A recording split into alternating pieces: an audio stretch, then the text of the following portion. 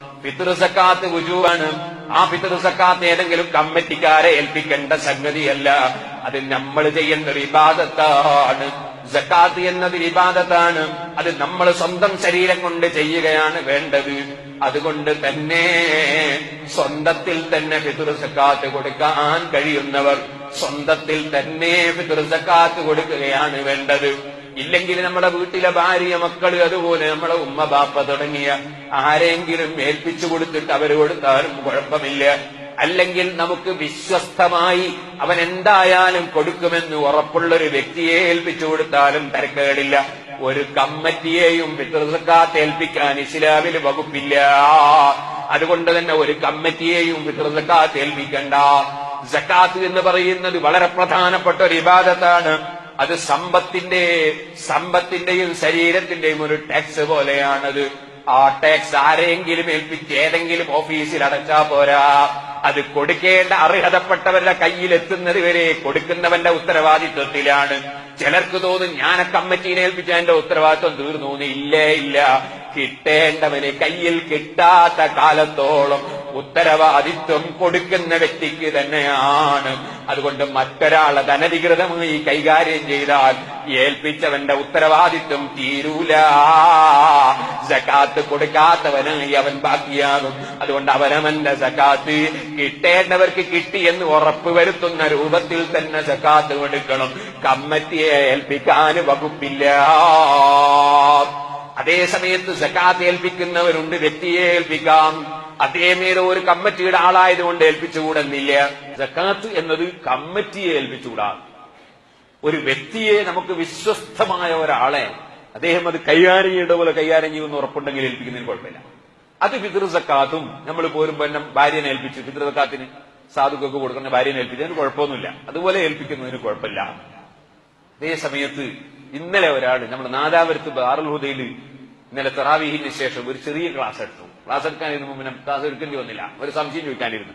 കുറെ സംശയം ചോദിച്ചു. കൂട്ടത്തിലൊരു സംശയം ചോദിച്ചത് ഫിത്ർ സക്കാത്ത് പണം കൊടുക്കാൻ പറ്റുമെന്നാണ്. പറ്റൂല എന്നാണ്. ഫിത്ർ സക്കാത്ത് എന്നത് തന്നെ നബി സല്ലല്ലാഹു അലൈഹി വസല്ലം ഹദീസിൽ ഫിത്ർ സക്കാത്തിനെ സംബന്ധിച്ച് പറഞ്ഞപ്പോ സാഅൻ മിൻ ബുർരിൻ ഔ തംരിൻ ഇങ്ങനെ തുടങ്ങിയിട്ട് ഗോതമ്പ്, കാരക്ക തുടങ്ങി ഭക്ഷണ സാധനമല്ലാതെ പണത്തിന്റെ വിഷയം നബി സല്ലല്ലാഹു അലൈഹി വസല്ലം പറഞ്ഞിട്ടേയില്ല. റസൂലുള്ളാഹിന്റെ കാലത്ത് പണം ഉണ്ടല്ലോ, ഇത് പറഞ്ഞിട്ടില്ല. അതുകൊണ്ട് ഭക്ഷണം തന്നെ കൊടുക്കണം. ഭക്ഷണം എന്ന് പറഞ്ഞതിന്റെ അർത്ഥം ചോറ് വെച്ചു കൊടുക്കാന്നല്ല, ഭക്ഷണ സാധനം, അരി, ഗോതമ്പ് തുടങ്ങിയ ഭക്ഷണ സാധനം തന്നെ കൊടുക്കണം. സംഖ്യ കൊടുത്താൽ മതിയാവൂല. ഫത്ഹുൽ മുഈനിൽ എന്ന് പറഞ്ഞിട്ടുണ്ട്, മതിയാവൂല. 3 മദ്ഹബിലും സംഖ്യ കൊടുക്കാൻ വകുപ്പില്ല. ഷാഫിഈ മദ്ഹബിലും മാലിക്കി മദ്ഹബിലും ഹംബലി മദ്ഹബിലും ഇല്ല. ഹനഫി മദ്ഹബിൽ മാത്രം സംഖ്യ കൊടുക്കുന്നതിന് ഒരഭിപ്രായം ഉണ്ട്. അതുകൊണ്ട് വേറെ ഏതെങ്കിലും രാഷ്ട്രത്തിൽ ഏതെങ്കിലും നാട്ടുകാര് ഹനഫികള് അവര് അവരുടെ മദ്ഹബനുസരിച്ച് സംഖ്യ കൊടുക്കുന്നത് കണ്ടിട്ട് നമ്മളാരും സംഖ്യ കൊടുത്ത് പെട്ടുപോകണ്ട എന്ന് സാന്ദർഭികമായി ഞാൻ ഉണർത്തുകയാണ്. സംഖ്യയല്ല കൊടുക്കേണ്ടത്, അരിയാണ് നമ്മൾ കൊടുക്കേണ്ടത്. ആ അരി കൊടുക്കാൻ ഏറ്റവും നല്ല സമയം സുബിഹിന്റെ ശേഷമാണ്. അപ്പൊ ഇന്നലെ ഒരാൾ ചോദിച്ചു, അരി നമുക്ക് രാത്രി മഗ്രിബിന്റെ ശേഷം തന്നെ കൊടുക്കുകയാണെങ്കിൽ കുടുംബത്തിൽപ്പെട്ട ആളുകൾക്ക് അരി കിട്ടും, അപ്പൊ രാത്രി തന്നെ കൊടുത്തൂടെ എന്ന് ചോദിച്ചു. അങ്ങനെ കൊടുക്കുന്നതിന് വിരോധമില്ല. പെരുന്നാളിന്റെ രാവ് തന്നെ കൊടുക്കുന്നതിന് കുഴപ്പമില്ല. ഇതുപോലെ പെരുന്നാൾ നിസ്കരിക്കുന്നതിന് മുമ്പ് അത് കൊടുത്തു വീട്ടുകയാണ് വേണ്ടത്. പെരുന്നാൾ നിസ്കരിക്കുന്നതിന് മുമ്പ് നമുക്ക് കൊടുത്തു വീട്ടുമ്പോ നമ്മൾ വളരെ ബന്ധപ്പെട്ട ഒരു കുടുംബത്തിൽപ്പെട്ട ഒരാളോ അല്ലെ അയൽവാസികളിൽപ്പെട്ട ഒരാളോ അത്യാവശ്യമുള്ള ഒരാള് അയാൾക്ക് കൊടുക്കാൻ സാധിക്കുകയില്ലെങ്കിൽ പെരുന്നാൾ നിസ്കാരത്തിന്റെ ശേഷത്തേക്ക് മാറ്റുന്നതിന് കുഴപ്പം ഇല്ല. ഉച്ചക്ക് മുമ്പ് ഏതായിരുന്നാലും കൊടുക്കുകയാണ് വേണ്ടത്. രാത്രിയാകുന്നതിന് മുമ്പ് എന്തായിരുന്നാലും കൊടുത്തു വീട്ടിയിരിക്കണം. ഫിത്ർ സക്കാത്ത് അത് നിർബന്ധമായ ഒരു കാര്യമാണ്. അത് നമ്മുടെ നോമ്പിന്റെ ന്യൂനതകൾ പരിഹരിക്കാനും കൂടിയുള്ള ഒരു ഇബാദത്താണ്. അത് എല്ലാ ആളുകൾക്കും വേണ്ടിയും കൊടുക്കണം. ഈ പെരുന്നാളിന്റെ അന്ന് ഉദാഹരണത്തിന് 6:55 മഗ്രിബാണെങ്കിൽ 6:54 ഒരു കുട്ടി പ്രസവിക്കപ്പെട്ടാൽ ആ കുട്ടിയുടെ ബാപ്പ ആ കുട്ടിയുടെ ഫിത്ർ സക്കാത്ത് കൊടുക്കണം. 6:56 ഒരാൾ മരിച്ചുപോയാൽ ആ മരിച്ചുപോയ മയ്യിത്തിന്റെ പേരിൽ ഫിത്ർ സക്കാത്ത് കൊടുക്കണം. മഗ്രിബിന്റെ സമയത്ത് ജീവിച്ചിരിപ്പുള്ള എല്ലാവരുടെ പേരിൽ ഫിത്ർ സക്കാത്ത് കൊടുക്കണം. ഫിത്ർ സക്കാത്ത് നിർബന്ധമില്ലാത്ത ആളുകൾ നമ്മളെ കൂട്ടത്തിൽ ഉണ്ടാകാൻ സാധ്യതയില്ല. എല്ലാവരും കൊടുക്കൽ നിർബന്ധമായവരായിരിക്കുമെന്നാണ് ഞാൻ മനസ്സിലാക്കുന്നത്. അത്രയും വളരെ ലളിതമായ കാരണം കൊണ്ട് തന്നെ നിർബന്ധമാകുന്നതാണ് ഫിത്ർ സക്കാത്ത്. ഫിത്ർ സക്കാത്ത് ഭക്ഷ്യധാന്യം തന്നെ കൊടുക്കണം. ഫിത്ർ സക്കാത്ത് വാങ്ങാൻ ആള് വരാൻ വേണ്ടി കാത്തിരിക്കരുത്. കഴിയുന്നതും പാവപ്പെട്ട നമ്മുടെ കുടുംബത്തിലോ നമ്മുടെ നാട്ടിൽ തന്നെയുള്ള കുടുംബത്തിൽപ്പെട്ട ആളുകള്, അതുപോലെ അയൽവാസികൾ, ബന്ധപ്പെട്ടവര്, ഏറ്റവും ഞെരുക്കമുള്ളവർ, പ്രത്യേകിച്ചും ആരോടും ഒന്നും ചോദിക്കാതെ ഞെരുക്കം മൂടിവെച്ച് ജീവിക്കുന്ന സാധുക്കൾ ഉണ്ടാകും. അത്തരം ആളുകൾക്ക് നമ്മുടെ വീട്ടിലുള്ള കുട്ടികളെടുത്തൊക്കെ കൊടുത്തയക്കാനാണ് നമ്മൾ ശ്രമിക്കേണ്ടത്. നമ്മളെ കയ്യിൽ തന്നെ പിടിച്ചു കൊണ്ടു കൊടുക്കാൻ കഴിയുമെങ്കിൽ ഏറ്റവും വലിയ ഇബാദത്താണെന്ന് മാത്രമല്ല, അത് മനുഷ്യന്റെ അഹങ്കാരം നീക്കിക്കളയുന്ന വളരെ പ്രധാനപ്പെട്ട ഒരു സൽക്കർമ്മം കൂടിയാണ്. അഹങ്കാരം എനിക്കവന്റെ വീട്ടിൽ കൊണ്ടുകൊടുത്തുകൂടാതെറിയുന്ന ഒരു അഹങ്കാരം മുതലാളിയുടെ കൽബിലുണ്ടാകരുത്. നമ്മളെ അഹങ്കാരം നീങ്ങാൻ ആവശ്യമായ മുഴുവൻ പ്രവർത്തനങ്ങളും നമ്മൾ നടത്തേണ്ടതുണ്ട്. അതുകൊണ്ടാണ് ബഹുമാനപ്പെട്ട ആരിഫീങ്ങളും സാലിഹീങ്ങളും ഒക്കെ കിബിർ നീങ്ങാൻ വേണ്ടി പല സംഗതികളും മുരീദന്മാരോട് വസിയ്യത്ത് ചെയ്യാറുണ്ട്. ആ കൂട്ടത്തിൽ നിങ്ങൾക്ക് കാണാം, വെള്ള വസ്ത്രം എപ്പോഴും നല്ലതാണെങ്കിൽ പോലും ചില മഹാന്മാർ, ഈ എന്റെ അടുക്കൽ പഠിക്കുന്ന ഈ ശിഷ്യൻ വെള്ള വസ്ത്രമിട്ടാൽ അവൻ വലിയ കിബറനായി തോന്നുമെന്ന് കണ്ടാൽ നീ വെള്ള വസ്ത്രം ധരിക്കുന്നതിന് പകരം കളറുള്ളത് ധരിക്കണമെന്ന് വസിയ്യത്ത് ചെയ്ത സംഭവങ്ങളുണ്ടെന്ന് പണ്ഡിതന്മാര് പറയുന്നു. കാരണം നമ്മളെ വെള്ള വസ്ത്രത്തെക്കാൾ വലുത് നമ്മളെ വെള്ള മനസ്സാണ്. മനസ്സ് വെള്ളയാകലാണ് ഏറ്റവും വലിയ വിഷയം. മനസ്സിലൊരു അഹങ്കാരം തോന്നരുത്. അല്ലാഹു തആല നിന്റെ അടുക്കൽ തന്നിട്ട് മറ്റവന് കൊടുക്കാൻ പറഞ്ഞപ്പോൾ, ചോദിക്കട്ടെ, റേഷൻ കടയിൽ ഇരുന്നിട്ട് കാർഡിൽ സംഖ്യ നമ്മുടെ അരി ചേർത്ത് തരുന്നവനും അവിടെ നിന്ന് തൂക്കിത്തരുന്നവനും ഈ വാങ്ങാൻ വരുന്നവനേക്കാൾ വലിയവനാണെന്ന് ചിന്തിക്കാൻ വകുപ്പുണ്ടോ? ഇതുപോലെ സദഖ കൊടുക്കുന്നവനും സക്കാത്ത് കൊടുക്കുന്നവനും മനസ്സിലാക്കണം, റേഷൻ കടയിൽ തൊഴിലെടുക്കുന്നവനെ പോലെയാണ് ഞാൻ കൊടുക്കുന്നത് എന്റേതല്ല. എന്നോട് വാങ്ങുന്നവൻ എന്നെക്കാൾ താഴ്ന്നവനല്ല. ഇത് എന്നെ കൊടുക്കാൻ ഗവൺമെന്റ് ഏൽപ്പിച്ചതുകൊണ്ട് ഗവൺമെന്റ് എനിക്ക് എത്തിച്ചു എന്ന് ഞാനങ്ങ് കൊടുക്കുകയാണ്. കൊടുത്തില്ലെങ്കിൽ ഞാൻ ഗവൺമെന്റിന്റെ മുമ്പിൽ പ്രതിയാണ്. എന്നാൽ സർവ്വ ഗവൺമെന്റിനെയും സർവ്വ രാജാക്കന്മാരെയും പോറ്റി വളർത്തുന്ന രാജാവായ അല്ലാഹ്, വഅൻഫിഖൂ മിമ്മാ റസഖ്നാകും മിൻ ഖബ്ലി അൻ യഅതിയ അഹദകുമുൽ മൗത്ത്, മരണം വന്നു ചേരുന്നതിന് മുമ്പ് നമ്മൾ തന്നതിൽ കൊടുക്കേണ്ടവർക്ക് കൊടുക്കേണ്ടതുപോലെ കൊടുക്കണേ, ചെലവഴിക്കണേ. കൊടുക്കുന്നവൻ അഹങ്കാരത്തിന് അവകാശമില്ല.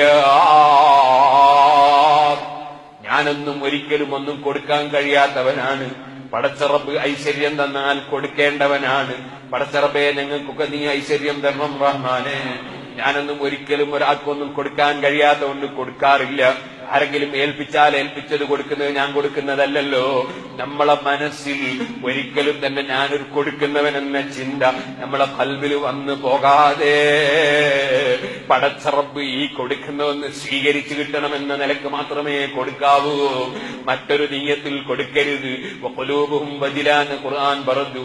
അവർ കൊടുക്കുന്ന സമയത്ത് അവരെ മനസ്സ് പേടിച്ച് വിറക്കുകയാണ്. നബിയെ, പേടിച്ച് വിറക്കുന്നത് എന്തിനാണ്? എന്റെ രാജാവായ അല്ലാഹ് ഈ എന്റെ സദഖ, എന്റെ സക്കാത്ത് അതെന്റെ റബ്ബ് സ്വീകരിക്കുമോ അല്ല അവൻ തള്ളിക്കളയുമോ? ഈ പേടിയിലാണ് മോമിനായ മനുഷ്യന്റെ കൊടുതി. അല്ലാഹനെ സ്നേഹിച്ച് അല്ലാഹ്ക്ക് സമർപ്പിച്ചുകൊണ്ട് കൊടുക്കണം. അല്ലാതെ കൊടുത്ത് നമ്മളെ സമ്പത്ത് നഷ്ടപ്പെടുത്തരുത് കേട്ടോ. സുഹൃത്തുക്കളെ, ഫിത്ർ സക്കാത്ത് കൃത്യമായി കൊടുക്കണം. ഇതുപോലെ പെരുന്നാളിന്റെ ദിവസം പെരുന്നാള് നിസ്കാരം ഏകദേശമാണ് നിർവഹിക്കും. പക്ഷേ ഒരല്പനേരം മുമ്പ് തന്നെ എത്താൻ വേണ്ടി ശ്രമിക്കണം. പെരുന്നാൾ നിസ്കരിച്ചിട്ട് ഒരു റക്അത്ത് കിട്ടുന്ന രൂപത്തിലല്ല നമ്മൾ എത്തേണ്ടത്. കുറച്ച് നേരത്തെ തന്നെ എത്താൻ വേണ്ടി ശ്രമിക്കണം. പെരുന്നാൾ നിസ്കാരം തുടങ്ങുന്നതിന് മുമ്പ് തന്നെ പള്ളിയിരുന്ന് അള്ളാഹുവിനെ പുകഴ്ത്താൻ നമുക്ക് സാധിക്കണം. പോകുന്ന പോക്കിലും വരുന്ന വരവിലും, വീട്ടിലിരിക്കുമ്പോഴും പള്ളിയിൽ പോകുമ്പോഴും രാത്രി സമയത്തും, അതുപോലെ പെരുന്നാൾ നിസ്കാരത്തിന് ഇമാമ് കൈകെട്ടുന്നത് വരെ ഓരോ സെക്കൻഡിലും സുന്നത്തുള്ള ഏറ്റവും വലിയ ദിക്റാണ് അല്ലാഹു അക്ബർ അല്ലാഹു അക്ബർ എന്ന് പറഞ്ഞ് അള്ളാഹുവിനെ പുകഴ്ത്തുന്ന ദിക്ർ. ആ ദിക്ർ ചൊല്ലുമ്പോ നമ്മളെ മനസ്സിൽ വേണം, റമദാൻ തുടക്കത്തിലുള്ള പലരും ഈ പെരുന്നാളിന് മുമ്പ് ആക്സിഡന്റായി മരിച്ചില്ലേ, പലരും അല്ലാതെ മരിച്ചില്ലേ, എനിക്ക് പെരുന്നാൾ വരെ റബ്ബ് ആയുസ് ഉണ്ടെന്നില്ലേ? ആ അല്ല വലിയവനാണ്. അല്ലാഹു അക്ബർ, അല്ലാഹു അക്ബർ, അല്ലാഹു അക്ബർ, ലാ ഇലാഹ ഇല്ലല്ലാഹു വല്ലാഹു അക്ബർ. അല്ലാഹുവല്ലാതെ ആരാധനക്കർഹനില്ല. അല്ല വലിയവനാണ്. അല്ലാഹു അക്ബർ വലില്ലാഹിൽ ഹംദ്. അല്ല വലിയവനാണ്, അവന് തന്നെയാണ് സർവസ്തുതിയും.